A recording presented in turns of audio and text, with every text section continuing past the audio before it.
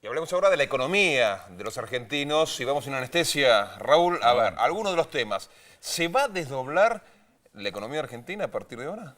No te animaste a hacer la pregunta como A ver, venía. a ver cómo era. No te animaste a preguntar si va a haber desdoblamiento cambiario, A si ver, va a haber dale. Va a haber un dólar comercial y un dólar financiero. ¿Arrancamos de nuevo? A ver, arrancanos, dale. Raúl, sin anestesia, ¿va a haber desdoblamiento cambiario? Bueno, es la gran apuesta que están haciendo muchos medios a que con la llegada de Axel Kicillof al Ministerio de Economía, al frente del Ministerio de Economía, ya era viceministro, de la mano de Axel Kicillof viene el desdoblamiento cambiario. Yo no me jugaría por esa alternativa. No está puesta la última ficha, la última decisión con respecto a eso, ni tiene que interpretarse el nombramiento de Kicillof como un respaldo a esa que es una de las alternativas que se estaban manejando dentro de las posibilidades y dentro de las salidas que se está buscando para evitar esta caída de reservas, que este año fue de más de 10.000 millones de dólares y empieza a ser un tema muy preocupante para la economía argentina porque un ritmo de caída de reservas que tiene que ver con otras cosas, que después lo podemos comentar también, pero no es la solución que en definitiva convence a demasiados en el gobierno, el tema del desdoblamiento cambiario. No la descarto en absoluto, pero la verdad no ha puesto una sola ficha que vaya a haber un desdoblamiento. ¿Cuáles son entonces las ideas ya conocidas de Kicillof y que podrían empezar a aplicarse? Las ideas de Kicillof pasan fundamentalmente por los cambios estructurales que está habiendo en la economía argentina. Kicillof fue el gran, yo diría, hacedor o formulador de lo que fue el tema de los cambios en la política energética en el último año y medio, sobre todo. Tiene mucho que ver Kicillof con el tema de la recuperación de YPF. Recordemos que además estuvo al frente de la Comisión de Planificación Energética, que es la que no solo ordenó y obligó a todas las empresas concesionarias, a las empresas privadas, a dar cuenta de los planes de inversión, planes de producción y demás, si esos planes debían estar adecuados al proyecto de recuperación de la producción de hidrocarburos, nos estamos refiriendo a petróleo y gas. Y en ese sentido era uno de los pilares fundamentales de revertir el tema del déficit de divisas, que significaba una sangría de más de 10.000 millones de dólares en importaciones energéticas por año. Ahora, Raúl, Kicillof es un... Déjame completar esto. En ese sentido, lo que se espera de Kicillof es que complete esta misma política en diferentes sectores, es decir, que siga con estos cambios estructurales, los que ya se están ejecutando, y quizás los profundice. Digamos, pasa un estratega de la política económica que estaba en un segundo plano o en el segundo cargo como viceministro, pasa al ministerio, con lo cual se le da un rango mayor a este aspecto de la política económica. Desde ese segundo plano, en su momento, Kicillof pudo imponer ideas como, por ejemplo, la de procrear. ¿Se pueden esperar, digamos, más políticas de economía social en ese aspecto? Hay una sintonía muy fina entre Kicillof y Diego Bossio, por ejemplo, que titular del ANSES, y gracias a eso también se pudo formular un plan como el Plan Procrear, que es el plan de vivienda más importante que ha tenido Argentina. Yo diría desde el FONAVI hasta acá, estoy hablando de 50 años para acá, digamos. Nunca hubo, y hubo varios intentos, hubo varias propuestas, y todas fracasaron o quedaron a mitad de camino, pero como plan de vivienda como este, no había habido ninguno que pudiera lograr esto, que es estar construyendo más de 100.000 viviendas por año, y sobre todo para familias de menores recursos. Seguramente va a haber más propuestas como esta, Alejandro, porque son propuestas que significan un rol muy activo del Estado, muy activo de las políticas públicas en dar soluciones concretas a problemas concretos. Por eso me parece que en ese sentido el perfil de Kicillof, el perfil de este nuevo Ministerio de Economía, es el de estar muy presente, un Estado muy presente en estos temas. Sí.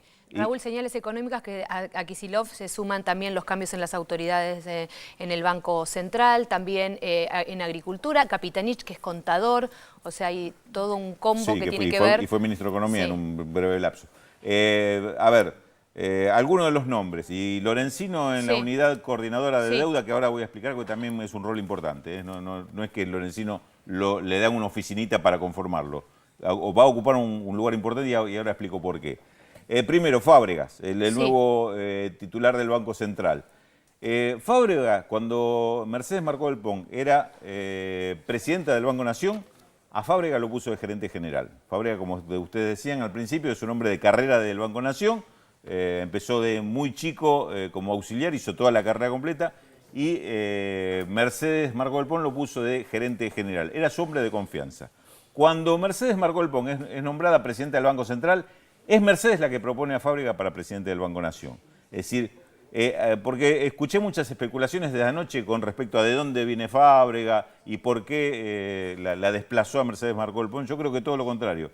Fábrega es la persona de más confianza de Mercedes Marcó del Pont y su nombramiento ahí significa quizás darle un respiro a un sector que estaba muy atacado, como es el Banco Central y particularmente a la figura de Marcó del Pont. Fábrega es un hombre, no tiene el perfil de pelea que tiene Mercedes, no va a estar polemizando con otros sectores como hizo la expresidenta del Banco Central hasta el viernes mismo, cuando en el discurso, en las jornadas monetarias del Banco Central tuvo un discurso durísimo en términos políticos y económicos, inclusive con algunas definiciones muy fuertes que rebotaron durante todo el fin de semana. Fábrega tiene otro perfil absolutamente diferente, pero a mí no me cabe duda que es una continuidad de esta misma política, con algunos ajustes que seguramente van a venir de la mano de, por ejemplo, todo lo que tiene que ver con la administración del mercado cambiario. Ahí sí puede haber novedades. Yo me jugaría más que a un desdoblamiento cambiario, de tener un doble dólar, un dólar comercial, un dólar financiero,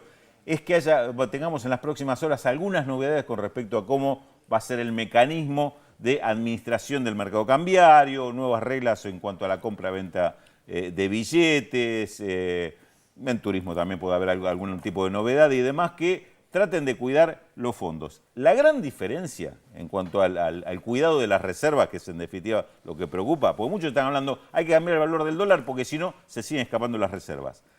Y en esto me tomo de un diagnóstico que hizo Mercedes Marcó del Pont que me parece absolutamente acertado y que hay que tomarlo en cuenta a esta hora.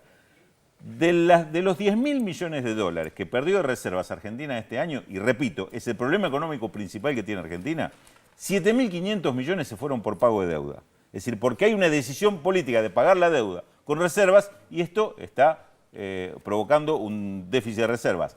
Por eso digo, lo que va a pasar, me parece en el 2014 como un aspecto fundamental, es qué va a pasar con la deuda. ¿Se va a seguir pagando deuda con reservas? Y ahí han puesto a Hernán Lorenzino a un área que se llama Unidad de Reestructuración de Deuda, que yo creo que fundamentalmente va a ser una unidad de refinanciación de deuda. Yo no descartaría, y me parece que puede ser una decisión muy importante y un cambio importante, que durante el año 2014 Argentina busque refinanciar los vencimientos de deuda y le dé un respiro a esta política de desendeudamiento que está resultando demasiado costosa para la economía argentina. Es decir, tratar de no hacerle pagar a las reservas el costo del desendeudamiento y volver al mercado de capitales internacionales sin pagar altísimas tasas ni estos, como se dice, este nivel de riesgo país que algunas calificadoras todavía siguen castigando a Argentina como si fuera un mal pagador, y buscar un mecanismo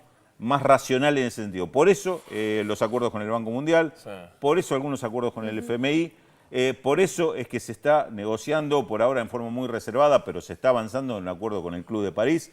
Digamos, Argentina está buscando un nuevo perfil en cuanto al mercado financiero internacional y yo creo que de la mano de esto va a venir la gestión de Lorenzino en materia de renegociación de los vencimientos de deuda del año 2014. Ahí puede estar la novedad con respecto a las reservas, porque si no, estamos hablando del dólar y estamos cargándole al dólar y al Banco Central un